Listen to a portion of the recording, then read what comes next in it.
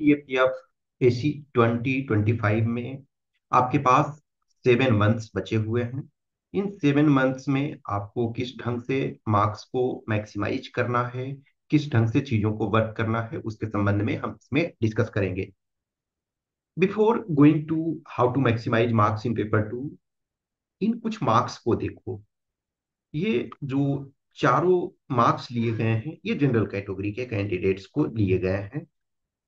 ये जस्ट एक तरह से आपको दिखाने के लिए कुछ चीजें है, जो एक आई ओपनर के तौर पे। इससे हमारा कोई कंक्लूजन निकालने का तात्पर्य नहीं है। It is not my intention to bring out some definite conclusion. Just I have taken some marks so that you can see and observe the things. अब ये इनको देखो। पेपर 2 का मार्क्स क्या है? 68। और पर्सनालिटी टेस्ट 70। दोनों बहुत खराब। अब इसको एक ऐसे सोचो, 100 इसको और 100 इसको यदि मान करके चलो, तो यहाँ क्या हो रहा है? 30 और यहाँ 32, यानी 62 मार्क्स ऐड होता है। यहाँ आप यदि 62 मार्क्स ऐड कर रहे हो तो इनका सिलेक्शन हो जा रहा है। इनके मार्क्स को देखो, 64 पेपर 2 और 83 इंटरव्यू। दो सेक्शन में आपके बहुत खराब कंडीशन है। इसको आप 100 लेकर के चलते हो, इसको भी 100 लेकर के चलते हो, तो क्या है, आप जो रिजल्ट है उसके आप करीब में पहुंच जा रहे हो। ओके। आप इनको देखो। ओके। आप इसमें देखो, 67, 70, बहुत स्थिति खराब।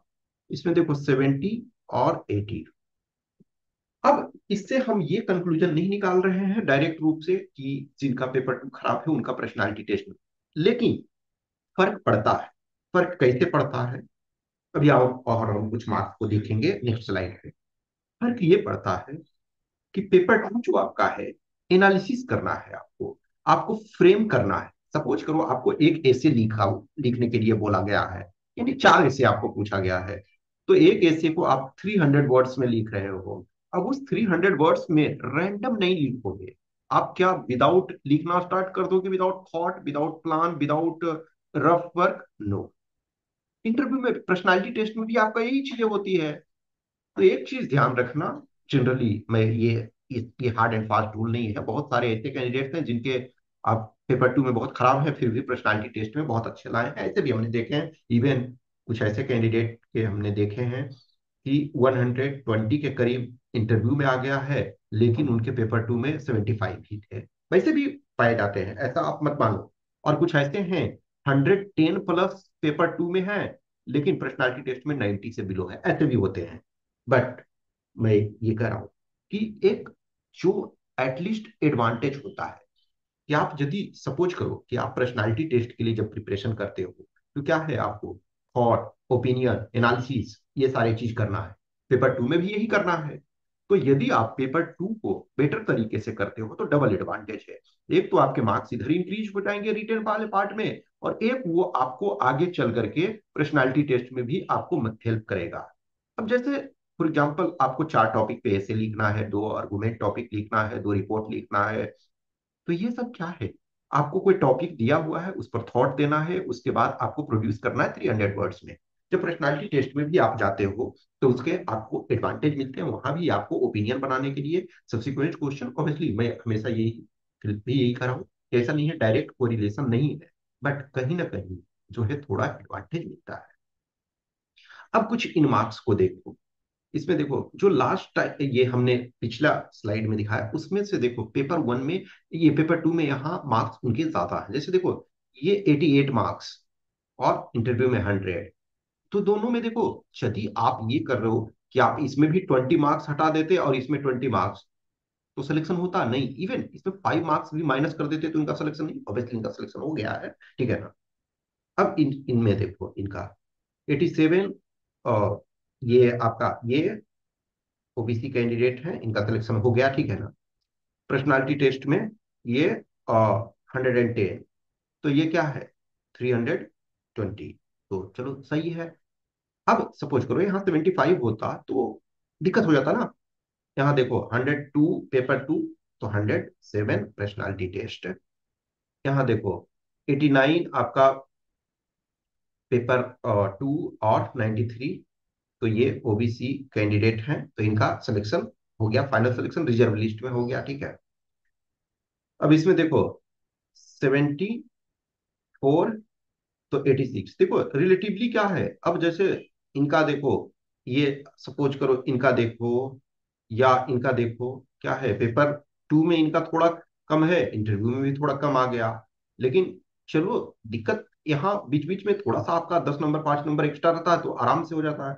अब इनका देखो ठीक है 92 है, 114, तो आपको एटलीस्ट ये जो कंपोनेंट वाले आपके पेपर वन है, पेपर वन तो ऑब्जेक्टिव है, उसमें आपको नहीं पता है, मतलब इन द सेंस है कि ना, कि जो एग्जामिनर है उसको कोई ये फर्क नहीं पड़ता कि कैसे हम क्वेश्चन पे आंसर पे पहुंचे।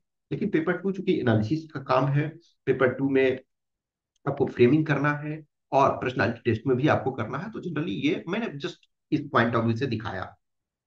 अब देखो अभी आपके पास आज 3 जनवरी है और 3 अगस्त को आपका एग्जाम होना है, तो अभी आपके पास टाइम कितना है, 7 मंथ्स है।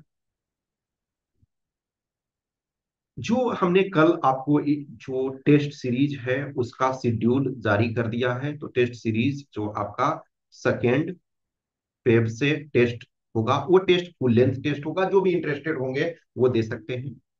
अब अभी आपको ऐसा नहीं है मैं ये कहूंगा कि आप टेस्ट दो ही, लेकिन मैं ये कह रहा हूँ कि जो स्टार्ट होगा जो इंटरेस्टेड होंगे देंगे, अदरवाइज आप अपना जान ही रहे हो, ठीक है। एक चीज ध्यान रखना कि जो पेपर टू है, पेपर टू आपको सबसे जरूरी चीज है कि इसमें आपके कोई टॉपिक है तो 300 वर्ड्स में आपको लिखने के लिए आ रहा है।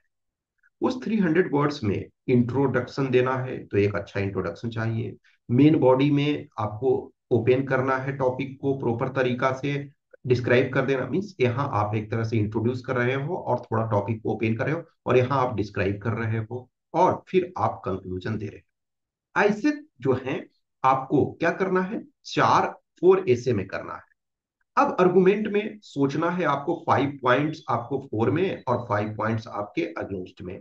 रिपोर्ट में आपको जो भी प्रेजेंट करना है अकॉर्डिंग टू जो भी फाइंडिंग्स वगैरह के आधार पे। अब सोचो टोटल 180 मिनट्स और मार्क्स आपके 200। इसका मतलब है एक ऐसे, आइडियली एक ऐसे में आपको 18 मिनट्स मिल रहा है। अब एक ऐसे में 18 मिनट्स मिल रहा है, तो सपोज करो कि आपने 3 मिनट्स लगाया इसको प्लान करने में, plan plus 2 rough work, suppose 3 minutes. 3 minutes में यदि आप कर ले रहे हो तो ये बहुत अच्छा है, ठीक है। किसी को 5 मिनट 6 मिनट्स भी लगता है, तो लेकिन वो 3 मिनट्स में तब आप कर पाओगे जब आपका प्रैक्टिस हो जाएगा अच्छा खासा। अब देखो यदि 3 मिनट्स में मान के चलो हम ये आइडियल अभी ले रहे हैं, तो 15 मिनट्स आपको पढ़ते हैं, 15 मिनट्स पढ़ रहे हैं, इसका मतलब है एवरी मिनट जो है आपको 20 वर्ड्स लिखने। तो एवरी मिनट जो 20 वर्ड्स लिखने हैं, तो आपको गार्बेज नहीं लिखने हैं, आप तो ये नहीं है कि जस्ट एकदम कुछ भी लिख रहे हो, आपको उस 15 मिनट्स में भी थोड़े थोड़े थॉट्स दे करके चलना पड़ेगा। आपको जो भी देखोगे, जो भी चीजों को वर्क करते हो, तो आपको पीछे मुड़ करके फिर देखना होता है। जैसे आपने एक पैराग्राफ लिखा, इंट्रो लिखा, तो आप 20 सेकेंड्स का पॉज दोगे, यस 20 सेकेंड हमने देखा इसको, उसके बाद आगे फर्दर प्रोसेस करेंगे। फिर आपने सपोज करो मेन बॉडी लिख लिया, माने मेन बॉडी का सपोज करो क्या होता है, जैसे इंट्रो है, तो इंट्रो में जनरली 10 to 15% वर्ड्स आप डालोगे, यानी कि 30 से लेकर के सपोज या मैक्सिमम 60 वर्ड्स। 300 है तो 30 से लेकर के 60 वर्ड्स इसमें डालें, और 30 to 60 आप कंक्लूजन में डालोगे। यानी कि इधर एक तरह से आप इधर 30 30 तो एग्जैक्ट नहीं लोगे, लेकिन मान के चलो 90 वर्ड्स आपने दोनों में लगा दिया मिला करके, या 120 लगाया, तो यदि 90 लगाते हो तो 210 वर्ड्स आपके पड़ते हैं मेन बॉडी में, और यहाँ आपको 180 वर्ड्स पड़ते हैं। अब लेकिन ±10% चलता है, तो सपोज करो कि यहाँ 200 वर्ड्स, तो 200 वर्ड्स में यदि आप ये, तो यदि आप मेन बॉडी को हाफ लिख लिए, तो फिर एक बार 10 सेकेंड 20 सेकेंड के लिए देखो कि हम राइट ट्रैक पे चल रहे हैं। यदि कुछ चल रहे हैं तो चेंज करने की जरूरत है, तो थोड़ा सा स्लाइटली आप डायमेंशन को चेंज कर सकते हो, यदि नहीं तो ठीक है। इसका कारण क्या है? यदि आपने पूरा ऐसे लिख लिया, क्योंकि आपको स्पेसिफाइड प्लेस दिया हुआ है कि इसी जगह लिखना है, और आपने उस प्लेस को पूरा भर दिया, अब आपके पास कोई विकल्प नहीं है कि आप उसको चेंज कर सको। तो इस वजह से बीच में थोड़ा देखने की आवश्यकता होती है। ठीक है।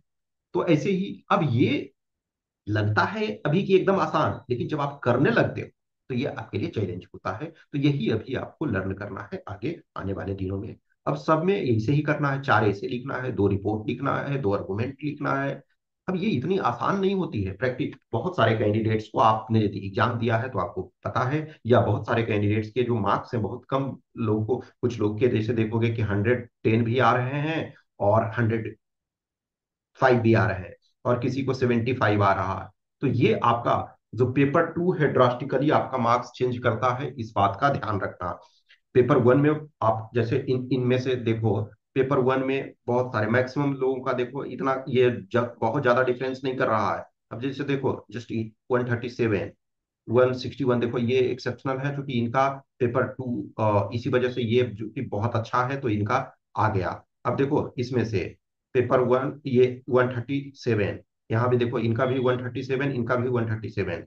अब ये देखो 136, फिर आपका 122, फिर 129। अब देखो इधर वाले में भी जिनका पेपर 2 का खराब है, पेपर 1 में इनका भी 140, इनका 128, इनका 131 या 131।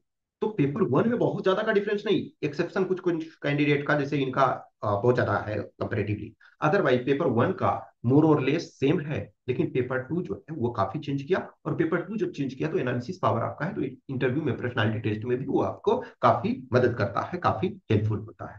अभी अब क्या करना है 7 मंथ्स में? सबसे पहली बात है कि एक तो बेसिक्स आपको जानना है कि क्या क्या हमारे सिलेबस में है। तो सिलेबस में आप ऑलरेडी मैं डिस्कस कर चुका हूँ कमिंग डेज में, और मैं चीजों को आउट करूंगा, मतलब बीच बीच में जो थोड़े थोड़े चीजों को। तो 4 ऐसे है, 4 ऐसे 6 में से। तो उसमें आपके पास चॉइस है, आप हिंदी और इंग्लिश दो, ऑब्वियसली या तो हिंदी में लिखो या इंग्लिश में। लेकिन जो बाकी कंपोनेंट्स हैं वो ओनली इंग्लिश में। तो ये रखो कि 4 ऐसे हमको लिखना है, 2 हमको रिपोर्ट लिखना है, 2 हमको आर्गुमेंट लिखना है, 1 हमको रीडिंग कम्प्रिहेंशन है, 1 प्रेसी है, और ग्रामर है। ठीक है। ये आपको सिलेबस अब पता हो गया, मान के चलो आपने सिलेबस देख लिया। अब सिलेबस देखने के बाद जो ग्रामर है, तो ग्रामर के भी मैंने वीडियो बनाए हुए हैं ग्रामर के कि क्या क्या सिलेबस है। फिर आप कहोगे तो मैं उसका जो भी है आपको फिर से कर दूंगा। लेकिन आप सर्च कर लोगे ग्रामर का syllabus system command and can studies, तो मिल जाएगा आपको, उसमें हमने डिस्कस किया हुआ, और फिर मैं आगे भी कर दूंगा। ठीक है, कोई ऐसा बात नहीं है। ग्रामर के जो बेसिक्स हैं उन ग्रामर्स को पूरे तरीके से बेसिक करो। ग्रामर करने का 2 फायदा है। एक तो जो ग्रामर वाला में मार्क्स है, एक्चुअली एब्सोल्यूट टर्म्स पे ग्रामर के 15 मार्क्स ही है। 10 मार्क्स जो है वो आपका सेंटेंस फॉर्मेशन में। अब सेंटेंस फॉर्मेशन जब करना होता है तो आपको मीनिंग जानना पड़ेगा, वहां ग्रामर का रोल नहीं है। लेकिन ये 15 जो है प्योर ग्रामर है। प्लस जो सपोज करो आप इंग्लिश में लिखते हो ऐसे, वहां भी तो ग्रामर चाहिए। आर्गुमेंट में ग्रामर चाहिए, रिपोर्ट में ग्रामर चाहिए, रीडिंग कम्प्रिहेंशन में ग्रामर चाहिए, प्रेसी में ग्रामर चाहिए। सब में ग्रामर का एप्लीकेशन है। तो एक तो आप अपना ग्रामर बेसिक कंप्लीट कर लो, मैंने बुक्स वगैरह भी सब बताए हुए हैं। ठीक है। तो एक तो ग्रामर कंप्लीट कर लो, जितने जल्दी हो सकता है उन चीजों को कर लो। प्लस ग्रामर कंप्लीट करने के बाद आप पेपर किसी भी ईयर का लो, लास्ट 5 इयर्स का किसी भी ईयर का ले लो। 5 इयर्स में किसी भी, इनफैक्ट आपको तब देखना है, लेकिन आप रैंडम एक पेपर उठाओ। बेटर होता है लेटेस्ट लो, 24 वाला लो। 24 वाला वैसे देखा जाए तो टफर साइड में पेपर 2 भी था, क्योंकि टॉपिक अनएक्सपेक्टेड। तो मान के चलो फिलहाल के लिए 24 वाला छोड़ दो, 23, 22, 21 जो भी है आप लो उस पेपर को।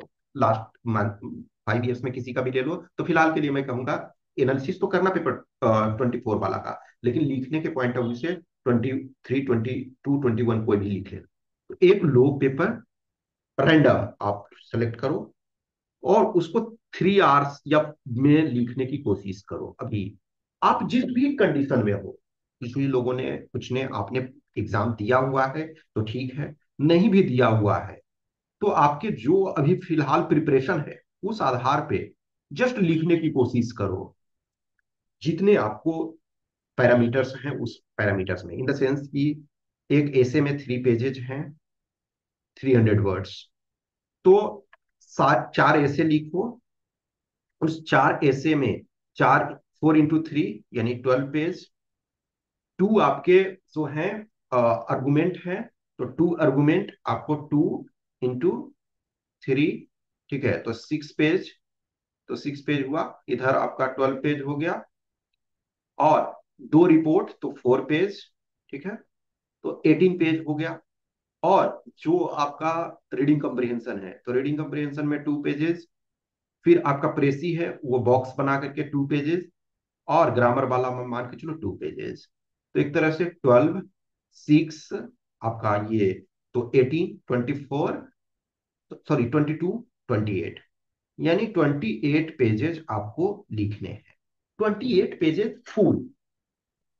तो आपको एक तरह से 9 पेजेस एवरी आवर्स लिखने हैं। इसका मतलब क्या है कि एक तरह से लेस देन 7 मिनट्स कर सकते हो। 6 पॉइंट समथिंग मिनट्स जो है, यानी एक पेज में आपको लगाना चाहिए, यानी 7 मिनट्स से थोड़ा, मैंने 6 मिनट ही मान कर चलो, 6 मिनट में एक पेज को फिल करना। तो एक आप देखो करके, लिख करके पहले क्या आपको फील होता है कि कितना, या तो जैसे देखो, दो चीजें हैं। एक तो अपना स्टॉप वॉच लगा करके रखो, 3 घंटे आप उसको ट्राई करो 1 गो में लिखने के लिए। आपने एक बार में जितना या लिख लो कि सपोज 3 घंटे में आपका पूरा नहीं होता है, तो ये नोट कर लो कि 3 घंटे में हमारे इतने तक हुए हैं, और उसके बाद वाला जो कंपोनेंट है हम 3 घंटे के बाद लिख रहे हैं। उसको लिखो। और फिर अपने आप उस पर सोचो कि यार कहाँ हम फुलफिल कर पा रहे हैं, कहाँ हम प्रॉब्लम फेस कर पा रहे हैं। जब आप खुद एनालाइज उसको करोगे कि हाँ हमारी ये कमजोरी है, हमारी ये कमी है, उसके बाद फिर जो भी जैसे जानकार हैं, आप चाहो मेरे से बात कर सकते हो, मेरे से मैसेज कर सकते हो कि हाँ हमारा ये इशू है। अब जो जैसे मेरे से जुड़े हुए हैं, तो उनको तो बीच बीच में जो भी है मैं गाइडेंस कर रहा हूँ, चीजों को वर्क कर रहा हूँ। लेकिन जैसे आपके आसपास भी जो है, आप उनसे डिस्कस कर सकते हो। कोई ऐसे लोग हैं जो सपोज इस एग्जाम के रिटन को क्वालिफाई कर चुके हैं, पेपर 2 में उनका ठीक ठाक मार्क्स आया है, या कोई सिविल सर्विसेज का मेंस लिख चुके हैं, तो आप उनके पास कॉपी को दिखाओ, उनसे चेक करवाओ कि हाँ हमारी क्या कंडीशन है, हम किस लायक लिखे हैं। ये काम करो। अब उसके बाद फिर जो जो आपकी कमियां हैं उस पोर्शन पे वर्क करो। फिर अब देखो क्या करना है कि जो थीम्स हैं, जो एग्जाम में थीम्स आप लास्ट 5 इयर्स में देखते हो, तो थीम्स आपके क्या आते हैं, आपके इकोनॉमी में आते हैं। इस बार देखो यदि 24 वाला में देखो तो ट्राइबल कल्चर, लैंग्वेज, डाइवर्सिफिकेशन ज्यादा कर दिया है। अदरवाइज जनरली जैसे क्या होता था, इकोनॉमी आपका, फिर women issue, education, internal security, external relation यानी कि नेबरहुड,